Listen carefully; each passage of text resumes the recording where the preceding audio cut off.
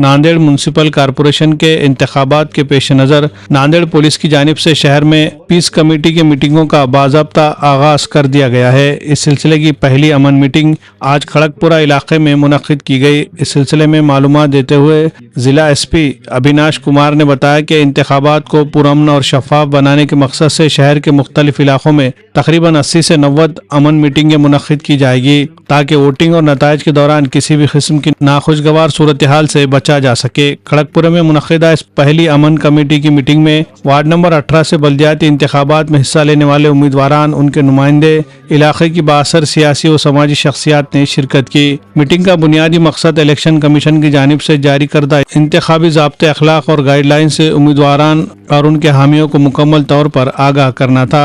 SP Avinash Kumar ने meeting से खिताब करते हुए इंतखाबात और नताइज के दौरान अमन व अमान बरकरार रखने, आपसी तनाज़ात से इज्तिनाब करने, सोशल मीडिया के गलत और इश्तियाल अंगेज इस्तेमाल से परहेज, अफवाहें न फैलाने और कानून की मुकम्मल पासदारी पर तफसीली रोशनी डाली। उन्होंने वाज़ेह अल्फाज में इंतबाह दिया कि अगर कोई फर्द या ग्रोह इलेक्शन ज़ाब्ते अखलाक या कानूनी हिदायत की खिलाफ वर्जी करता पाया गया तो इसके खिलाफ सख्त कानूनी कार्रवाई अमल में लाई जाएगी। इस मीटिंग में वजीराबाद पुलिस इंस्पेक्टर परमेश्वर कदम, एपीआई विटाने, एपीआई पुणे सूर्यवंशी समेत दीगर पुलिस अफसरान व एहलकार भी मौजूद थे। वाज़ेह है कि नांदेड़ म्युनिसिपल कॉरपोरेशन के इंतखाबात 15 जनवरी 2026 को मुनक्किद होंगे, जबकि वोटों की गिनती और नताइज का ऐलान 16 जनवरी को किया जाएगा।